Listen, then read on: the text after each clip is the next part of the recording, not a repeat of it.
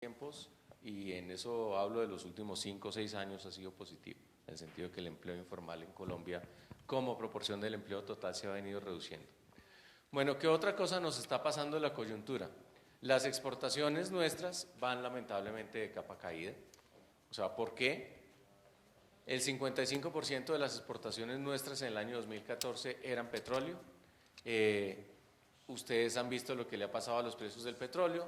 Aquí no lo alcanzan a ver, pero cuando uno mira que nuestras exportaciones están cayendo, el año pasado cayeron en promedio entre 1.500 y 2.000 millones de dólares frente a los datos o a la evolución de el año 2014. En diciembre, para darles una cifra concreta, nosotros exportamos cerca de 55.000 millones de dólares en el 2014, el año pasado exportamos algo más de 35.000 millones de dólares, o sea que nuestras exportaciones se cayeron en un 35%, es una caída descomunal, 19.000 millones de dólares de menos, y por cuenta de esa situación, indudablemente estamos sufriendo otro tipo de consecuencias.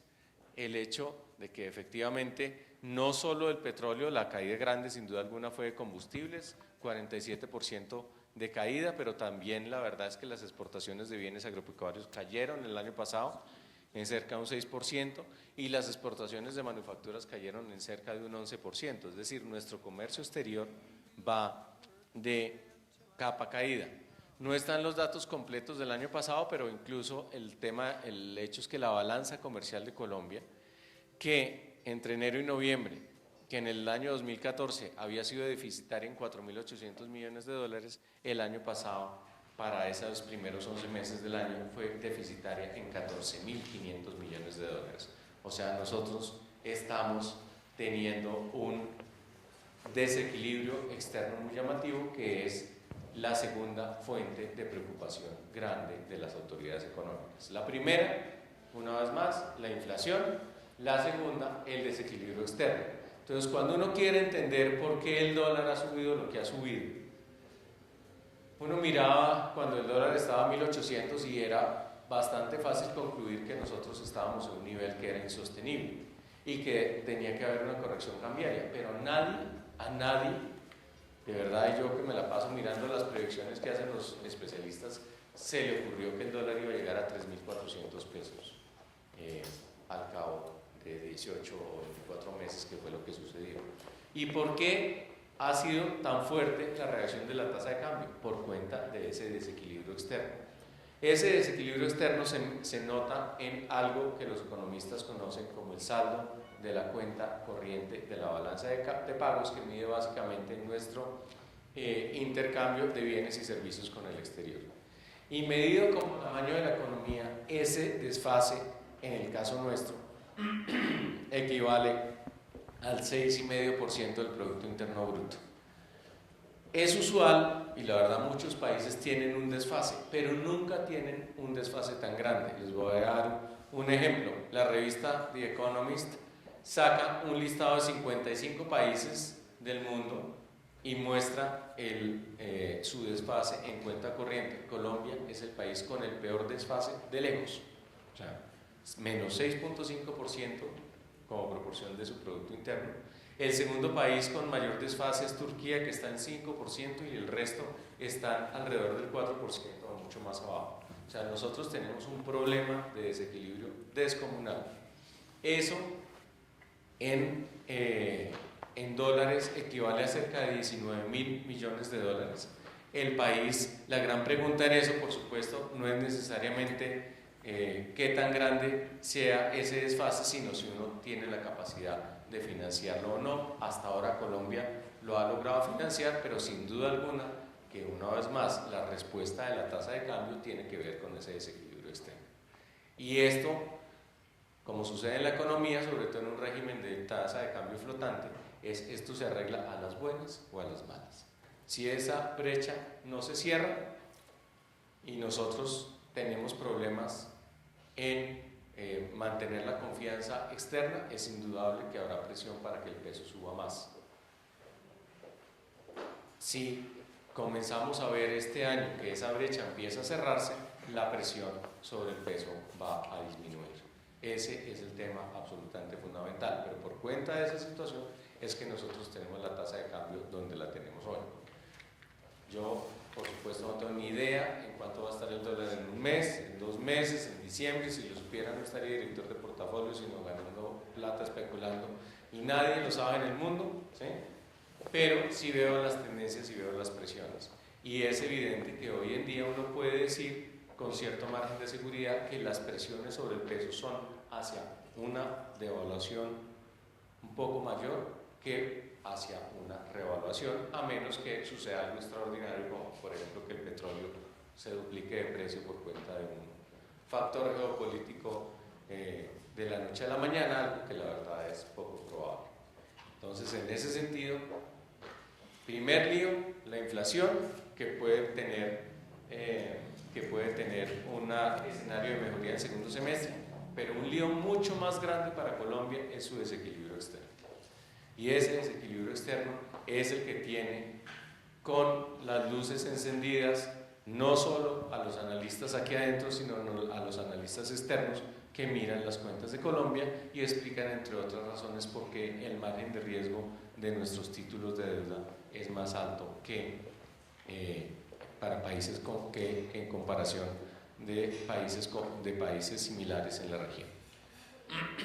Antes de elaborar un poco más sobre eso, quería mostrarles qué muestra este gráfico. Básicamente algo que es bien llamativo es que la industria en Colombia vuelve a números positivos. La industria tuvo una recesión que le duró como 3 años y el año pasado finalmente comenzó a mejorar. ¿Por qué está sucediendo eso? Porque la tasa de cambio también deja ganadores y deja perdedores, sin duda alguna. Dentro de los perdedores pues estamos los consumidores que adquirimos artículos importados, pero dentro de los ganadores están los industriales colombianos que pueden ser ahora sí, o que pueden competir ahora con los productos traídos de afuera, o que pueden incluso abrir mercados en otros lados. Y lo cierto es que la industria colombiana se está dando el giro por cuenta de esa situación. Según la cifra más reciente, 2/3 partes de los sectores industriales en Colombia ya estaban en negro en la medición que se hizo en noviembre.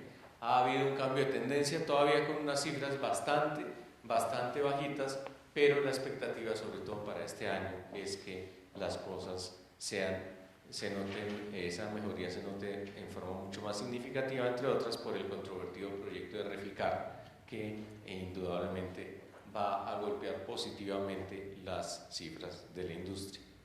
El otro tema, que tampoco se ve aquí, pero que yo les cuento, es el tema de la evolución del comercio. El comercio en Colombia, con excepción del segmento de vehículos, se sigue comportando bien. Vehículos, ustedes han visto las cifras, caída cercana al 15% el año pasado en las ventas, vendimos 40.000 vehículos menos, de cerca de 325.000 a 285.000, y la verdad es que las cifras de enero fueron aún más malas. En enero la caída fue del 26%. Eso es un sector en el cual indudablemente la gente resiente el tema de la tasa de cambio y que es muy sensible al aumento de precios, que cada vez se nota más en las diferentes marcas. Pero quitando eso, la verdad es que las ventas del comercio en Colombia están creciendo a tasas reales cercanas al 6%. Y eso lo que quiere decir es que la demanda interna en Colombia sigue siendo positiva. Y a más de un analista les llama la atención porque cuando salen las cifras de confianza del consumidor en Colombia, no necesariamente son tan alentadoras. Fedesarrollo, por ejemplo, saca todos los meses la encuesta o el índice de confianza del consumidor, y en las últimas mediciones ese índice ha estado negativo. Pero el índice de confianza del consumidor se compone de 5 elementos. 3 elementos tienen que ver con realidad personal de la gente y 2 con percepción del país. Y lo que ha sucedido, lo que muestran esos resultados, es que la gente es muy pesimista sobre el país, pero sigue siendo optimista sobre su entorno personal y familiar. Es decir, cuando a la gente se le pregunta, ¿está su hogar mejor económicamente ahora que hace unos meses, la mayoría de las respuestas siguen siendo positivas en el sentido de que sí, o que la expectativa dentro de 12 meses sobre su hogar va a estar mejor. También las respuestas positivas son ampliamente mayoritarias, y lo que está visto es que la gente toma las decisiones de compra con base en su realidad personal, no con base en la realidad del país. Entonces hay una gran dicotomía, porque resulta que nosotros somos pesimistas en lo colectivo, o sea, 2/3 partes de los colombianos pensamos que el país va por mal camino, o piensan, porque yo no pienso eso. 2/3 partes de los colombianos piensan que el país va por mal camino, pero al mismo tiempo, cuando a la gente se le pregunta si está satisfecha con su realidad personal, el 55 o el 60% de los colombianos contesta que sí. Hay una aparente contradicción, una dicotomía entre la percepción, una vez más, de la realidad nacional y la realidad familiar o del hogar. Y eso se nota indudablemente en las ventas del comercio. Hablemos un poco de los problemas adicionales que hay, aparte de los temas aparte del tema de inflación y del tema de desequilibrio externo. ¿Qué tenemos? Tenemos una situación fiscal compleja. ¿Por qué? La razón la más sencilla es que las finanzas públicas se nutrían cerca de un 20% de los ingresos públicos provenían del petróleo. En cifras concretas, en el año 2013 al presupuesto nacional ingresaron 23 billones de pesos de esa actividad. Este año le van a ingresar menos de 2, eso es una caída descomunal, o sea, tener que acomodar en cuestión de un par de años un bajón de más de 20 billones de pesos es algo que realmente no es fácil, sobre todo si uno es el ministro de Hacienda. Y por cuenta de esa situación, ¿cómo se ha acomodado eso? Lo primero, con recortes presupuestales. En el 2014 comenzamos con recortes, el año pasado hubo recortes, y este año vamos a tener recortes adicionales cercanos a los 6 billones de pesos. ¿Por qué? Pues porque básicamente las cuentas no dan. Pero no solo eso, la verdad es que se hace obligatoria una reforma tributaria para acomodar esa caída tan descomunal en los ingresos. Ustedes vieron, en febrero del año pasado se convocó una comisión de expertos, esa comisión de expertos entregó su informe a finales de diciembre pasado. Ahí hay una propuesta de reforma tributaria, propuesta que el gobierno ha mirado de lejitos, pero sobre la cual está bajo una inmensa presión, porque es evidente cuando se miran las cuentas públicas que ya no hay mucho más espacio para hacer recortes y que el país necesita una reforma tributaria en el año 2017, entre otras razones porque hay una cantidad de gravámenes que son de carácter temporal y que expiran en el 2018, pero indudablemente el país necesita no solo compensar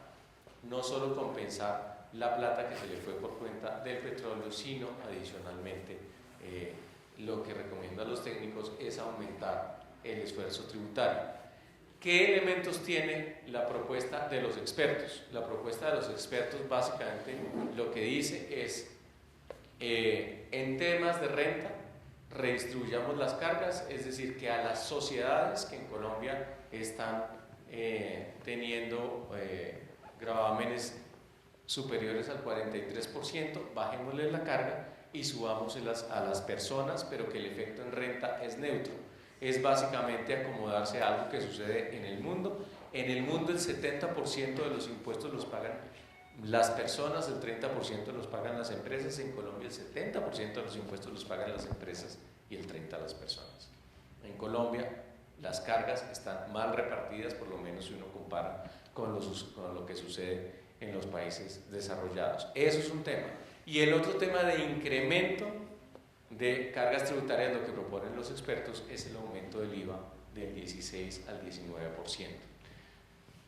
Propuestas obviamente muy polémicas. Adicionalmente pues está el tema de las fundaciones y de las entidades sin ánimo de lucro, temas adicionales de control de la evasión, son propuestas muy polémicas. No es claro qué va a incorporar el gobierno de lo que le dicen los expertos, no es claro qué otros insumos va a tener del Fondo Monetario, de la OECD, del BID, pero indudablemente Colombia tiene que hacer una reforma tributaria, porque si no las cuentas no le van a dar. Y no solo es el tema del posconflicto, aun si no hubiera proceso de paz con las FARC, aun si, por ejemplo, para citar la noticia de hoy, este tema del plebiscito y la constituyente se vuelve infranqueable, más allá de eso, el país necesita una reforma tributaria. Si no se hace esa reforma tributaria, vamos a perder la credibilidad que tenemos en términos internacionales y eso ahí sí que nos crea líos para financiar ese hueco que tenemos externo.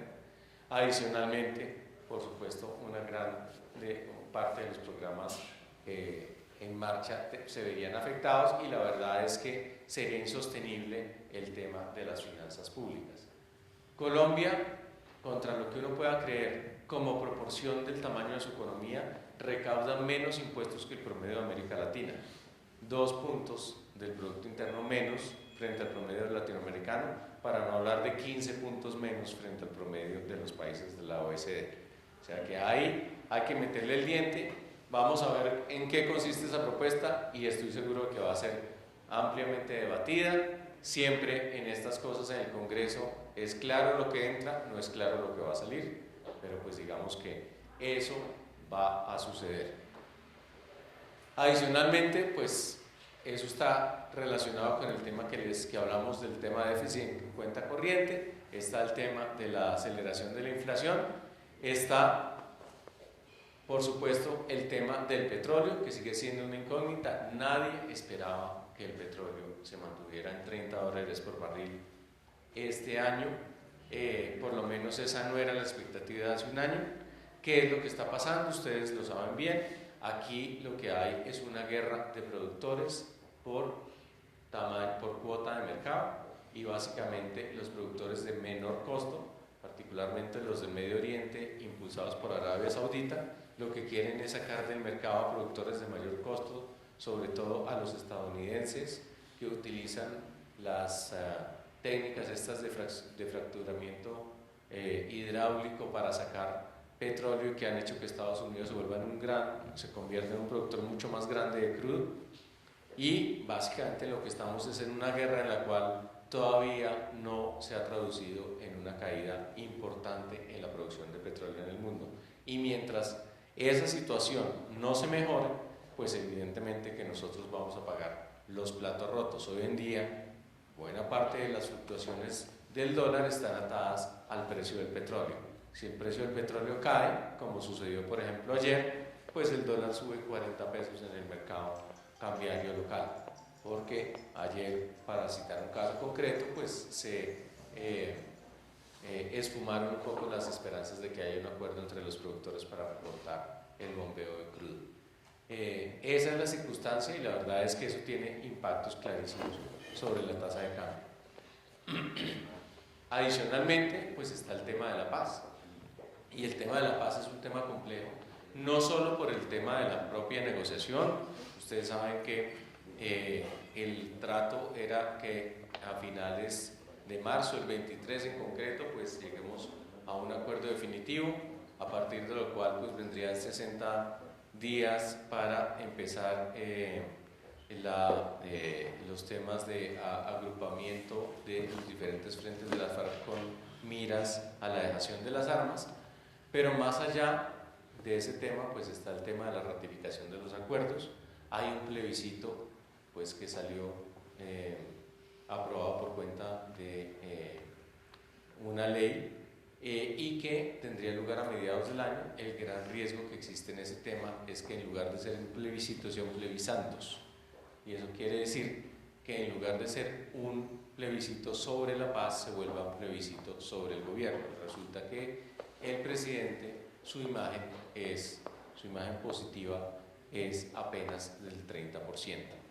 Y por supuesto, ese es un tema bien complejo. No es claro qué vaya a suceder con este tema, pero indudablemente que la oposición lo que va a querer hacer es llevarlo a un tema efectivamente de popularidad del gobierno, mientras que el gobierno va a tratar de centrarlo en el tema de la paz.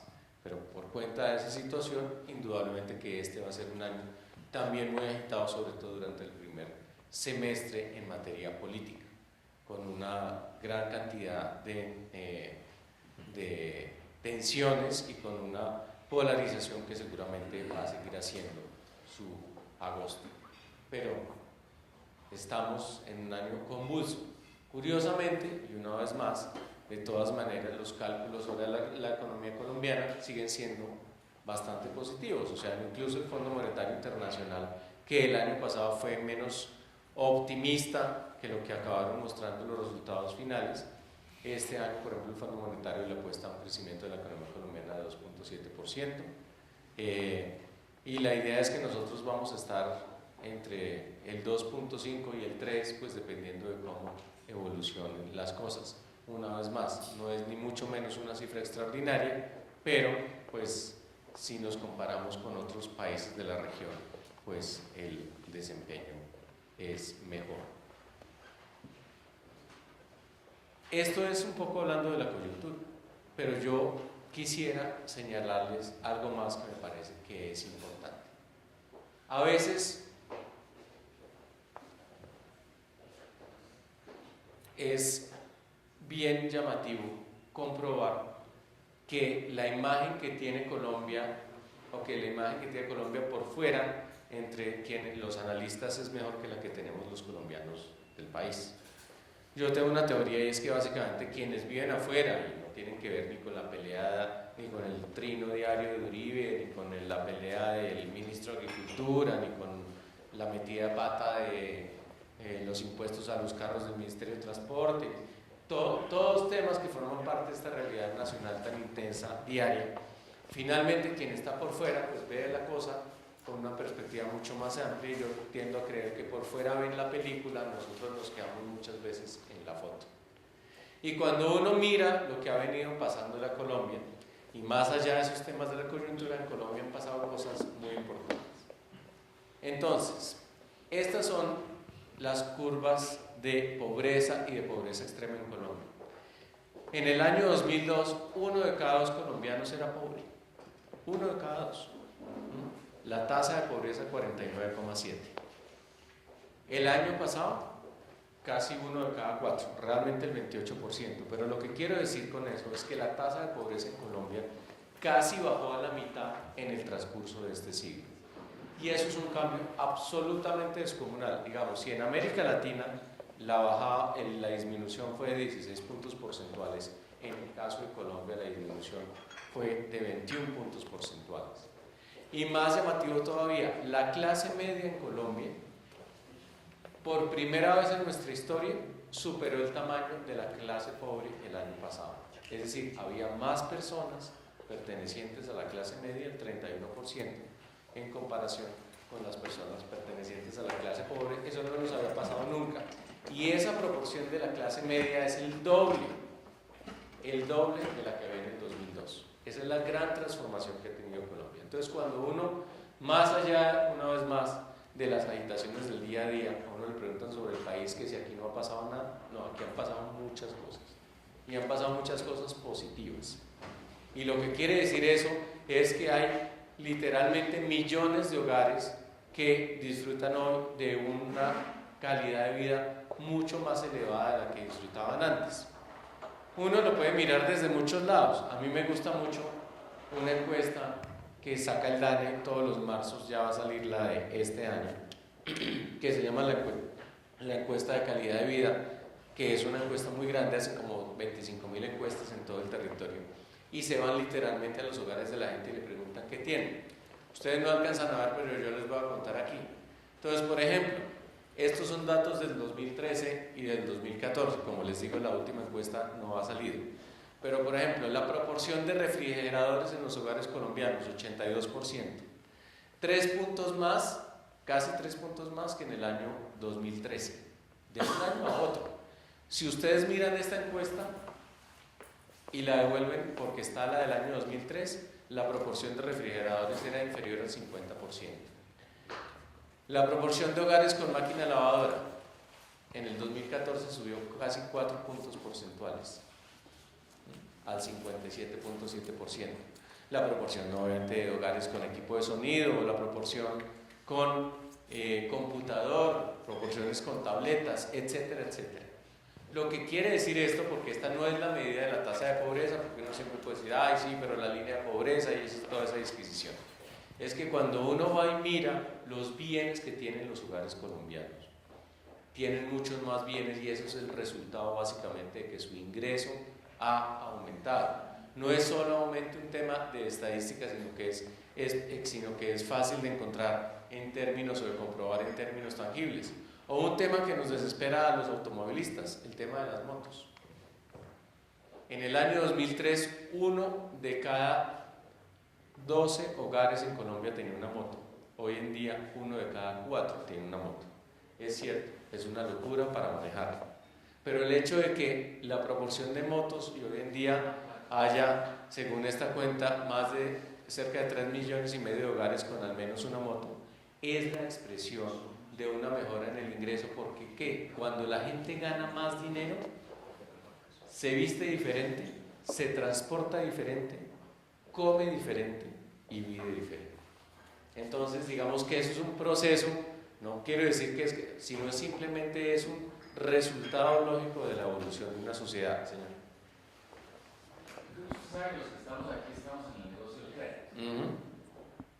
¿Qué tanto y cómo ha sido la contribución de los créditos a superar esos? Para saber si eso puede llevar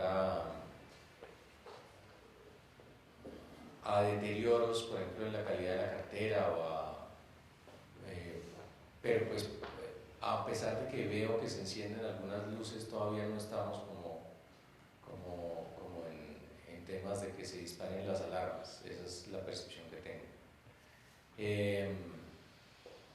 En términos de lo que usted me menciona de la cuenta, ¿cómo es que se llama? Sí, la cuenta único nacional, que hizo que el gobierno sacara esos recursos oficiales que estaban derivado de esa coyuntura. O sea, no solamente la coyuntura internacional pareciera reflejar un estrechamiento de liquidez, sino que ciertos eventos internos están ratificando esa percepción. Uno, la cuenta común que hizo que los recursos del Estado, de las instituciones públicas que están en los bancos, se manejaran de una manera distinta, y eso llevó a que emisores calificaciones AAA, los bancos más grandes en Colombia, desde octubre para acá hayan venido entrando en la guerra de captación en segmentos en los que tradicionalmente no estaban compitiendo, y eso ha derivado en que la ETF hoy tenga una mayor correlación con la tasa de intervención de la República. Entonces uno mira las correlaciones en esas dos cosas y la ETF había perdido un poco la dinámica, se había pegado más al IBR, pero hoy la ETF tiene un poco más de correlación porque esas instituciones han venido captando a 90 días. Entonces octubre, diciembre fueron meses de cosechas importantes de captación en esos plazos, y existe la preocupación de que esas cosechas vencen en marzo-abril, y yo creo que todos tenemos, en el caso nuestro tenemos ese mismo fenómeno. Entonces marzo-abril existe la preocupación grande de que va a haber competencia fuerte por recursos, y eso se le liga obviamente la acumulación de caja para efectos de financiación de las otras 4G, en las que los grandes bancos pareciera ser que han asumido compromisos con el gobierno de apalancar esos proyectos de infraestructura. Entonces existe como esa percepción de que el tema del liquidez va a ser complicado, de que las instituciones pequeñas como nosotros vamos a estar a competir con entidades de un mejor perfil de riesgo, que ante esa coyuntura que se ve y esa percepción, la gente que tiene los depósitos va a preferir migrar hacia emisores de mejor calidad, y eso puede generar un estrechamiento. Eso por el lado del pasivo, y por el lado del activo, pues escuchaba el tema de la mejora en ingresos y demás, pero también existe un poco la preocupación de que sobre todo en ciertos segmentos podemos estar llegando a niveles de sobreendeudamiento en los deudores, que digamos son los mismos en los que todos competimos, ¿no? Los asalariados que tienen una fuente de ingreso estable, que podemos estar llegando a un nivel de sobreendeudamiento, y que por esa vía es que puede estarse presentando algún estrechamiento en los indicadores de calidad de cartera. Pues con esas dos combinaciones, un poco para complementar esta intervención, como cuál es la visión, como que uno a dónde puede ir a ver o qué señal de alerta puede uno monitorear para efectos de ver ese sobreendeudamiento. Yo sé que la República saca de sus informes qué tanto el ingreso de los hogares se destina a tener créditos, pero es un poco como esa percepción, porque pues obviamente cooperativas de ahorro y crédito, digamos, se volverían un poco más vulnerables si se llega a presentar ese fenómeno de migración a mejor calidad en los temas de inversión. No, yo sí creo que, o sea, la lectura general que yo tengo es que indudablemente todo tiende hacia un estrechamiento, hacia un aumento del costo de los recursos, indudablemente. Creo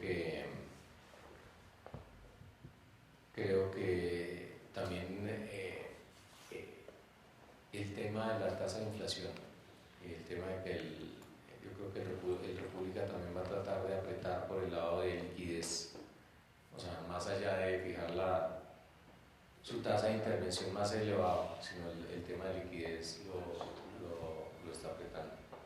Y en ese sentido creo que eso forma parte pues un poco de este año que es tan complejo. O sea, yo sí creo que es lógico que ustedes vean con preocupación ese tema y el tema de la competencia por los recursos, que indudablemente acaba transmitiéndose o acaba traduciéndose en mayores tasas. El gran lío es, ahí sí la decisión que cada entidad tiene que hacer es si eso se lo traslada a los usuarios del crédito o si sacrifica márgenes o no, pero pues sí creo que el costo de los recursos tiende a aumentar, indudablemente. Creo que hay diferentes elementos que implican unos temas de mayor estrechez, incluyendo el hecho, por ejemplo, de que las fuentes internacionales pues están secando. Ya mira los temas de endeudamiento neto y eso va a comenzar a notarse cada vez más aquí.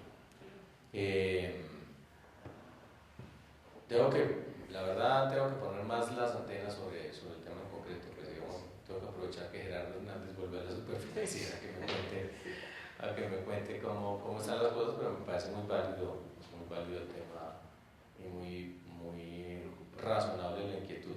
Creo que tiene fundamentos reales. Porque el Estado o el gobierno rescataría a los grandes, digamos, en un escenario de estrés, pues a los grandes no los dejan caer, pero los chiquitos.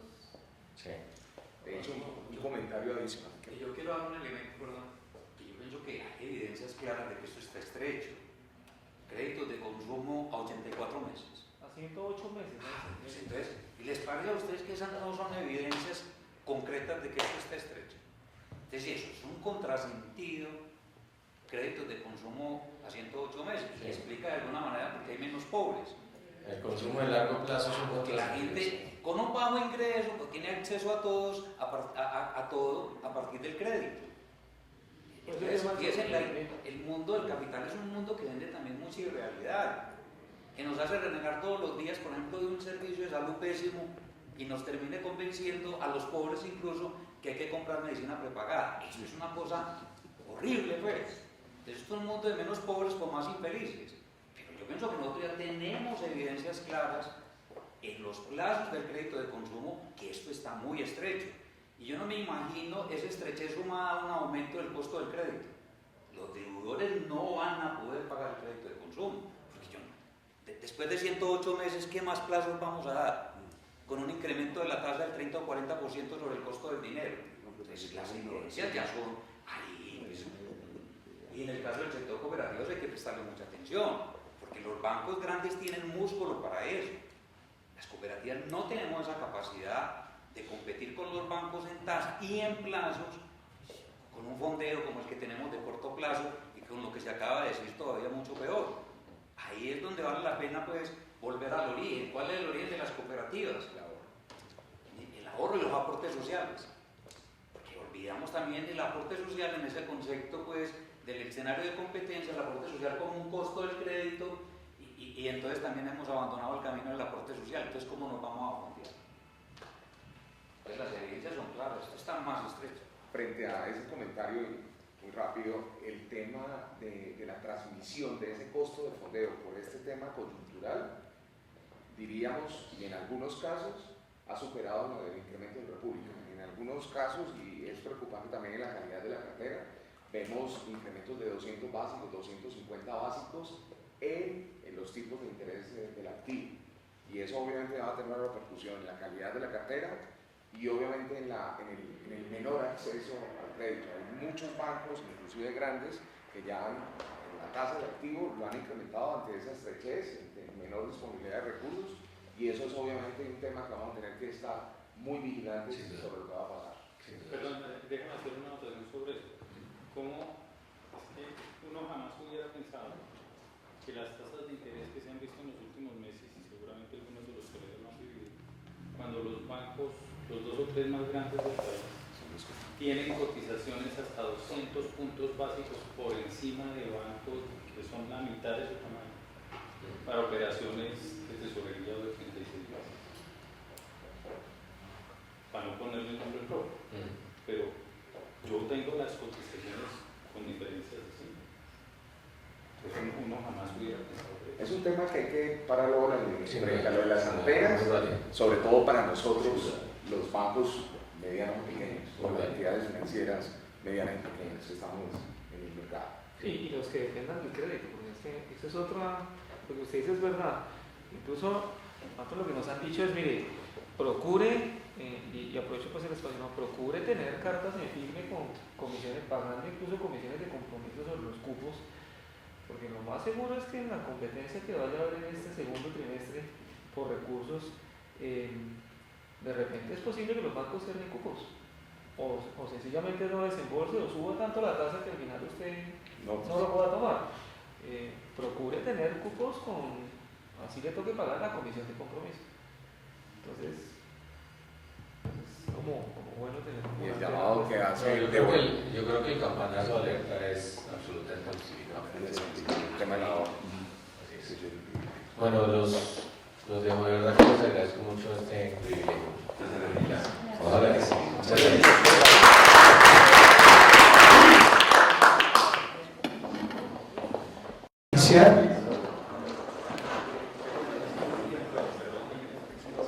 La segunda parte de este encuentro tiene que ver con el trabajo de análisis que hemos hecho con las cooperativas cuyo tamaño es superior a 300 millones de pesos, con una excepción que es la de Progresa, que aquí tiene 248.000 millones. De estas entidades son 8, son Bancomeva, son la financiera Jurisco, la cooperativa John F. Kennedy, la cooperativa Confiar, la cooperativa Comuldesa, Fincomercio, Progresa y financiera como Ultrasan, por supuesto. Nosotros les solicitamos a ustedes unos datos que les agradecemos, nos los enviaron, con esos datos empezamos a hacer un trabajo y ese trabajo es el que traemos a su consideración, un poco atendiendo a la responsabilidad que tiene el gremio de crear las alertas, de analizar permanente el entorno económico y la situación misma que viven las cooperativas, esto atendiendo al cierre del año 2015. Entonces vamos a darle la palabra al doctor Chávez, que fue quien nos a principios de este año invitó pues a hacer esta reflexión.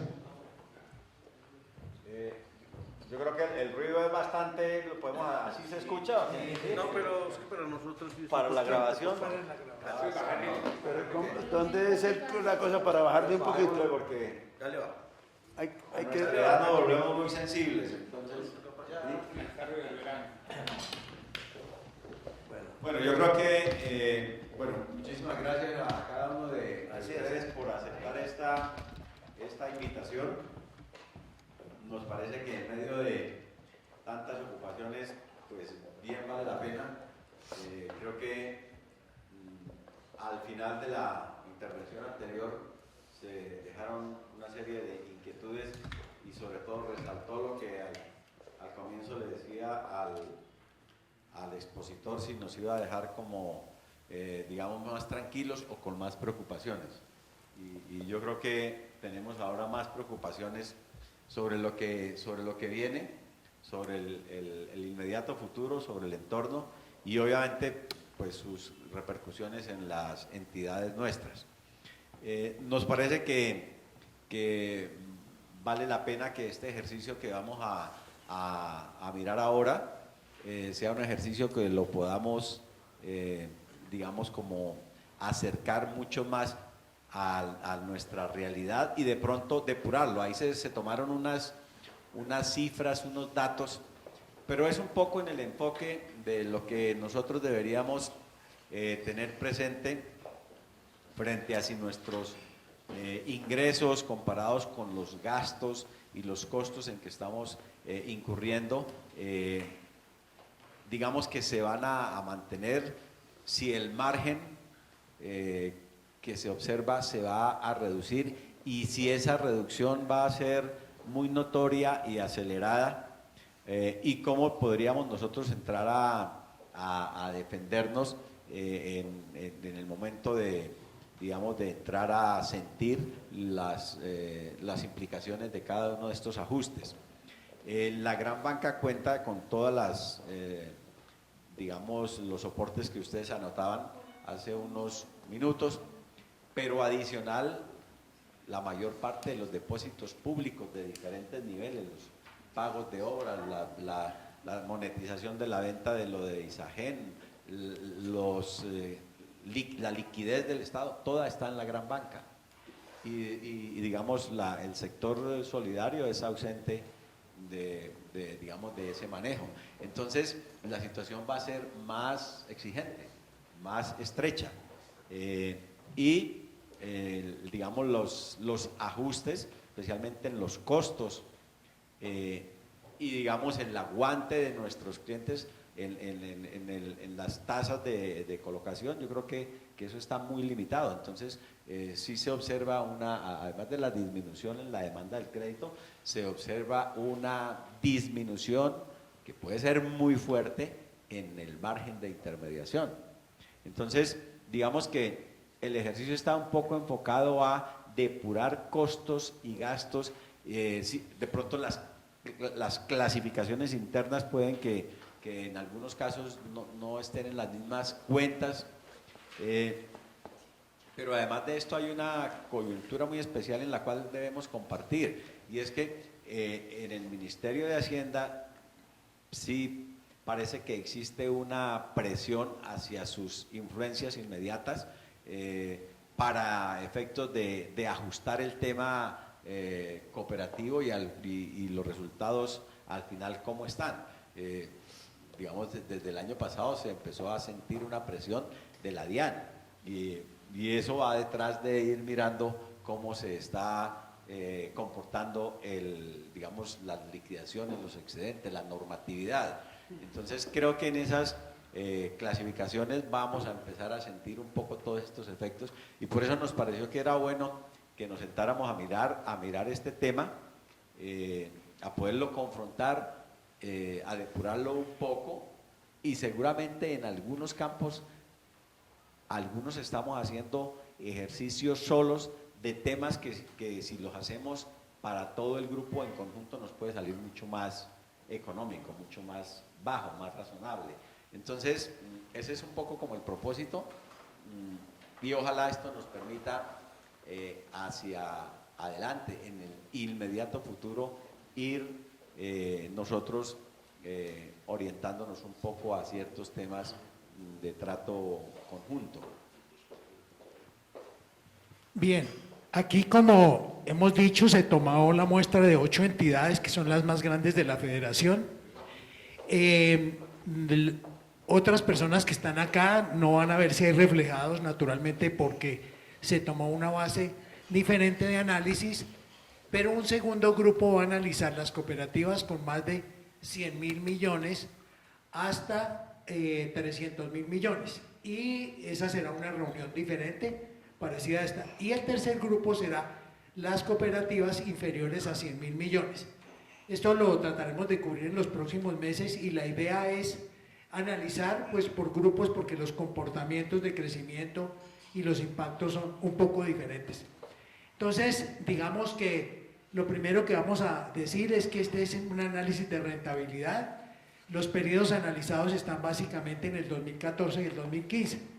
Aquí la primera entidad que vemos es Bancomeva, que diciembre 31 de 2015 llegó a 3.171.000 millones, con una cartera de 2.835.000, lo cual representa el 89% de su actividad. Es decir, que en el activo ellos tienen metido el 89% y están haciendo su negocio casi dejando apenas un 10 y punta de margen. Eso es el activo productivo. Los activos improductivos o distintos a cartera son de 336.000 millones, no del todo, porque podríamos decir que son improductivos porque aquí estarían las inversiones. Entonces, en las inversiones que tienen una rentabilidad, pero que no tienen una representatividad o materialidad importante, pues es el 1061. El saldo de la cartera, entonces, vamos a pasar al siguiente rublo, es de 2.835.000. Los ingresos de esa cartera son de 392.547.000 durante el año de 2015. Entonces vemos cómo aumentó del 2014 de 359.000 millones a 392.000. Después tenemos la tasa promedio de colocación. ¿Cómo la derivamos? Es una simple ecuación donde tomamos el total de los ingresos y lo dividimos por la cartera promedio, que se toma la cartera en el inicio del mes de enero más la cartera al diciembre 31 del 2015, la dividimos por 2 y ese divisor entonces es el que nos arroja la tasa empresarial, es totalmente real. Entonces la tasa de Comeva, que estaba en el 14.79 en el 2013, pasó al 15.02 en el 2014 y al 14.77, es decir, que tuvo una leve disminución. El saldo de cómo financia esa cartera, es decir, aquí pasamos a hacer el análisis de cómo financiamos ese activo.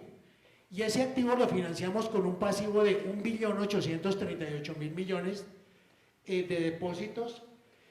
Eso nos produce un costo financiero de lo que pagó fue 70.000 millones, y al hacer el mismo ejercicio, tomar 70.000 y dividirlo por el promedio de depósitos, nos da que los está remunerando a la tasa del 4.01. Vamos.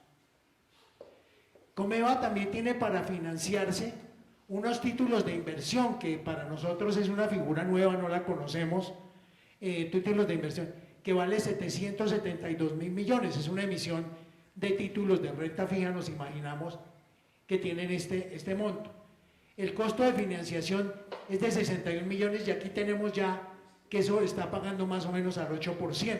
Eso entra como un financiador del activo, de la cartera. Para completar el saldo con el que financia la cartera, hay 109.000 millones que están financiados con créditos externos. Y el costo de ese endeudamiento es del 5.39, la misma operación. Por eso han pagado 6.900 millones y eso nos da tiene que tener un fondeo adicional para completar y entonces tenemos el fondeo del saldo de capital social, porque Comeva haciendo SA, pues lo que tiene es una financiación de capital, unas reservas y fondos y otras fuentes de fondeo que tienen un costo del 0.28. El margen bruto de intermediación le queda descontado los ingresos menos los gastos financieros, en consecuencia le quedan 253.000 millones, que eso equivale a un margen bruto de intermediación del 9.54, trabaja con un margen del 9.54. Y para efecto del ROA sobre los activos, eso le daría una rentabilidad del 8.33. Entonces, tenemos aquel total de ingresos operacionales, más los ingresos no operacionales de 518.000 millones, y la rentabilidad puro media de los activos de la entidad de un 17.02, menos los costos financieros, tenemos el costo de los depósitos, costo de los títulos, costo del endeudamiento bancario. El total de los costos financieros le vale 4.56, porcentualmente, lo que implicaría pues que se lo restamos al margen de intermediación. La utilidad antes de costos y gastos nos queda en el 12.45.